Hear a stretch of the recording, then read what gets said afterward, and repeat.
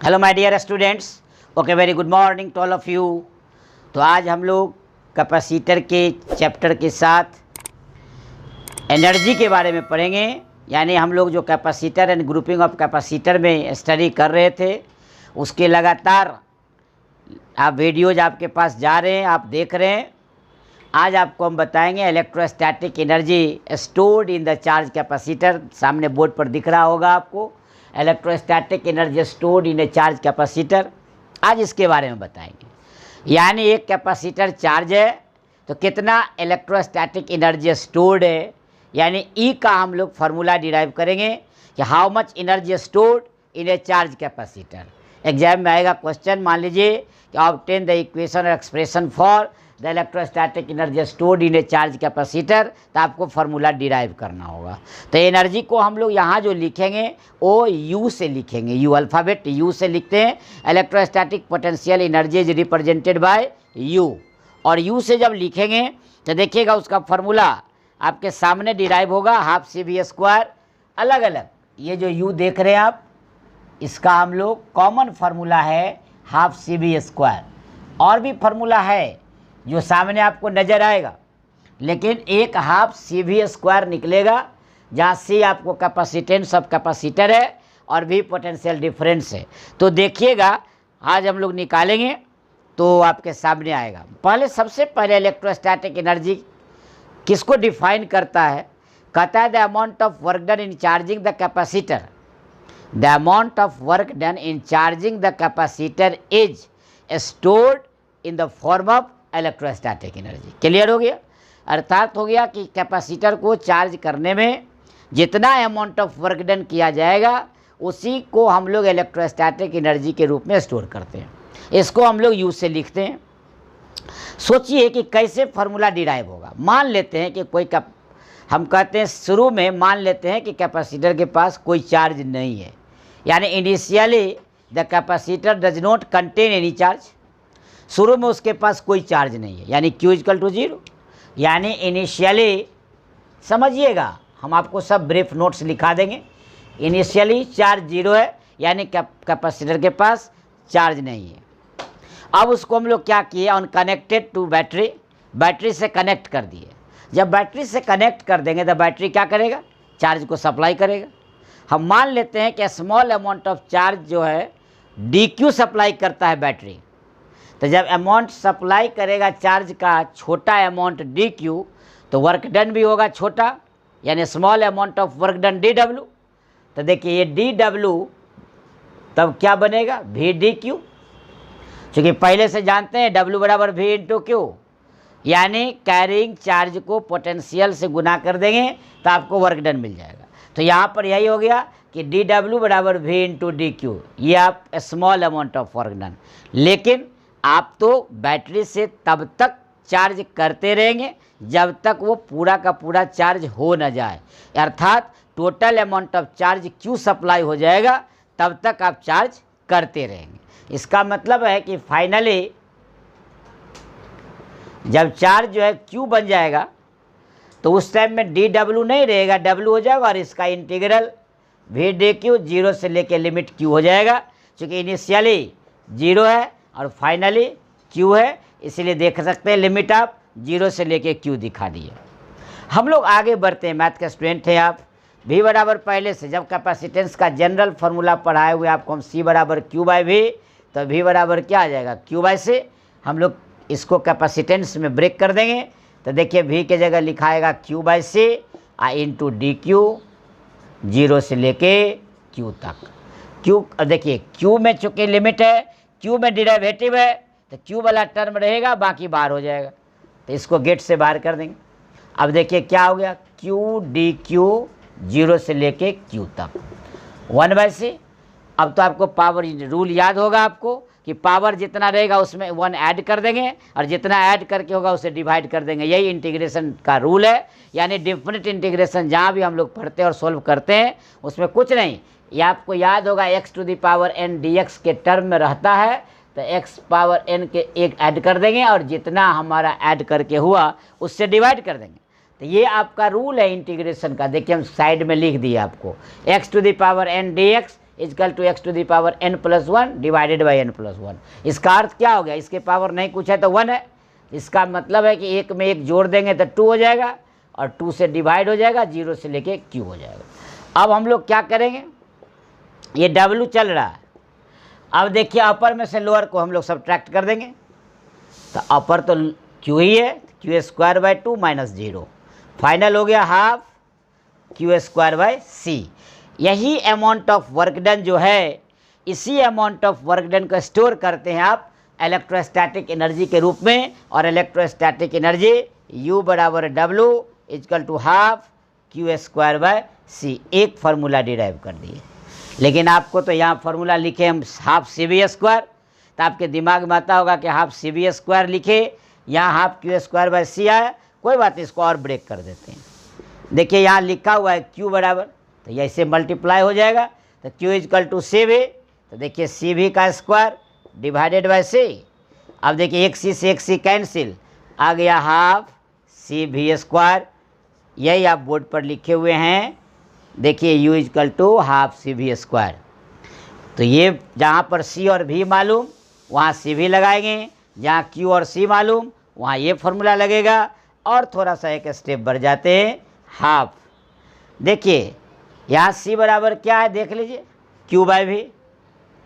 तो यहाँ यदि हम q/v रख दें c के जगह, और ये v², तो एक v से एक v कैंसिल हो जाएगा, तो यहाँ क्या हो जाएगा, हाफ v × q। ये भी एक फार्मूला हो गया आपके पास। तो इस तरह आपने देखा कि formula number 1, formula number 2, formula number 3, इस तरह इलेक्ट्रोस्टैटिक एनर्जी स्टोर्ड इन ए चार्ज कैपेसिटर। आपके पास फार्मूला की बौछार हो गई, धमाका आ गया। जैसा रहेगा रिजल्ट देने के लिए आप दे सकते हैं, आपको कहीं दिमाग नहीं लगाना है। एक डिराइव कर लिए, उसी से प्रोडक्ट तैयार हो गया। यानी आप इसमें Q का फार्मूला, C का फार्मूला ये रख दिए और आपको फाइनल रिजल्ट गेट कर लिए। इस तरह इलेक्ट्रोस्टैटिक एनर्जी स्टोर्ड इन ए चार्ज कैपेसिटर को जान लिए। दरअसल कभी कभी कंपटीशन में हायर ऑर्डर थिंकिंग की बात कर लें हम लोग, ये भी अच्छा ही रहेगा, तब हम लोग लिखेंगे। देखिए हॉट्स की बात करते हैं, देखिए हॉट्स की बात करते हैं। मान लेते हैं कम्पिटिटिव एग्जाम में हैं, आप इंजीनियरिंग में हैं, आप मेडिकल में हैं, आप NDA की परीक्षा दे रहे हैं, यानी आप SCRT की परीक्षा दे रहे हैं। कहने का मतलब है कि आप हायर ऑर्डर यानी उच्चाधिकारियों की परीक्षा दे रहे हैं, टेक्नोक्रेट के लिए एग्जाम दे रहे हैं। तो वैसी स्थिति में आपको क्या करेगा, ये ग्राफ खींच देगा। इधर आपका V दिखा दिया, इधर आपका Q दिखा दिया, देख सकते हैं आप। और एक ग्राफ आपको चूँकि स्ट्रेट लाइन देकर दिखा दिए, हम तो थ्योरी पढ़ रहे हैं, तो हल्का सा इसको हम लोग ये सैड कर दिए। सैडेड का मतलब हो गया कि हम DQ ले लिए, छोटा सा भाग चार्ज, और पूरा ले लेंगे एरिया, तो मेरा टोटल निकल जाएगा वर्क डन। तो कैसे निकालेंगे वर्क डन, इसकी बात हो रही है। तो कहता है कि जो भी आप V और Q के बीच खींचा गया ग्राफ दे रहा है, आप उस ग्राफ के नीचे के भाग का कुल क्षेत्रफल निकाल दीजिए। Area under the graph between V and Q will give the total amount of work done और इलेक्ट्रोस्टैटिक एनर्जी। इसका मतलब कि ये जो एरिया दिखाई दे रहा है आपको, इसका मतलब हमको निकालना पड़ेगा एक ट्रायंगल का। तो हम मान ले के नाम दे दें OAB, तो क्या हो जाएगा, area of triangle OAB is equal to half into base, यहाँ से यहाँ तक Q, इंटू हाइट, यहाँ से यहाँ तक V। देखिए हाफ V इंटू Q आया हुआ है रिजल्ट, देख सकते हैं आप। यदि आप इसको आगे बढ़ते हैं तो हाफ, चूँकि कैपेसिटेंस है, कैपेसिटर है, तो कैपेसिटेंस के टर्म में रहेगा क्वेश्चन। तो V को हम लोग क्या करेंगे, C में ब्रेक कर देंगे। तो देखिए V = क्या है, Q/C, तो यहाँ Q/C से मल्टीप्लाई हो जाएगा। तो क्या हो गया, हाफ Q²/C। यही आपका एरिया अंडर द ग्राफ, और this will give the result of electrostatic energy stored in A charge capacitor. तो इस तरह आपको समझ में आ गई होगी। अब हम लोग इसको ब्रीफ नोट्स लिख लेते हैं, तो ज़्यादा कंसेप्ट क्लियर हो जाएगा। तो देखिए अभी हमने बताया था आपको कि इसको ब्रीफ नोट्स के रूप में सजा दिया जाए। तो हमने क्या बताया था, the amount of work done in charging the capacitor is stored in the form of electrostatic energy. Clear हो गया। कि कैपेसिटर को चार्ज करने में जितना अमाउंट ऑफ वर्क डन होगा उसी को इलेक्ट्रोस्टैटिक एनर्जी के रूप में स्टोर करेंगे और इसको हम लोग यू से रिप्रेजेंट करेंगे। देखिए रिप्रेजेंटेड बाय यू दिया हुआ है। अब क्या लिखा हुआ है, let the capacitor does not contain any charge initially. शुरू में कैपेसिटर के पास कोई चार्ज नहीं है। कैपेसिटर हो या कंडेंसर हो, ये बार बार पहले बता चुके हैं, कंडेंसर और कैपेसिटर बोथ आर सेम। बोलने के लिए दोनों सेम होता है। अलग बात है आपका किताब कैपेसिटर का उल्लेख किया, इसलिए आपके बुक के अनुसार हम लोग कैपेसिटर लिखते हैं। On being connected to battery, battery से जब कनेक्ट करें तो बैटरी का क्या काम होता है, चार्ज करना। तो चार्ज सप्लाई करना शुरू कर देगा। मान लेते हैं कि बहुत थोड़ा चार्ज, स्मॉल चार्ज अमाउंट में डी क्यू सप्लाई करता है, तो स्वाभाविक बात है कि small amount of work done होगा और वह small amount of work done D W equal to potential difference into carrying charge. यानी जितना ढोया जा रहा है, तो ढोया जा रहा है स्मॉल अमाउंट, इसलिए इससे मल्टीप्लाई हो गया। Total amount of work done चाहिए आपको इन चार्जिंग द कैपेसिटर, यानी जीरो इनिशियली में कुछ चार्ज नहीं था, बाद में फाइनली चार्ज फुल चार्ज कर दिया, क्यू चार्ज डाल दिया, तो कितना total amount of work done होगा। तो देखिए डी डब्ल्यू का इंटीग्रेशन कर देंगे डब्ल्यू और इधर भी D Q, limit of integration डाल दिए जीरो से लेके क्यू तक, यानी इनिशियल में जीरो, फाइनल में क्यू। अब भी को हम लोग कैपेसिटेंस के टर्म में तोड़ दिए तो भी बराबर होता ही है क्यू बाई सी, फार्मूला ये सी बराबर क्यू बाई भी, तो भी बराबर क्यू बाई सी। तो इसलिए यहाँ यूज कर दिए, ये कि 1/c बाहर हो गया, चूँकि डिराइवेटिव क्यू में है इसलिए क्यू वाला टर्म रहा, ये बाहर हो गया। यहाँ पर आते हुए हल करते हुए यहाँ half Q square by C ले आए। This amount of work done is stored in the form of electrostatic potential energy and represented by U, so we get U बराबर डब्ल्यू बराबर हाफ क्यू स्क्वायर सी। हमने लिखा है यहाँ half C we square. कोई बात नहीं, जब आपको चार्ज और कैपेसिटेंस मालूम रहे तो एनर्जी निकालने के लिए ये फार्मूला लगाएंगे। और हम पहले से जानते हैं कि Q बराबर होता है सी वी, इसलिए देखिए यहाँ पर हम लोग हाफ Q के जगह देखिए सी वी का स्क्वायर बाय सी, तो फाइनल कर दिए हाफ सी वी स्क्वायर, जैसा हमने लिखा था वैसा यहाँ आ गया। अब हम लोग फिर बदल दिए C का Q बाय V में और यहाँ यूज कर दिए, देखिए हाफ भी Q आ गया इक्वेशन नंबर 3 में। अब as you desire, as requirement, equation 1, 2 and 3 all are used whenever the question will be asked to you.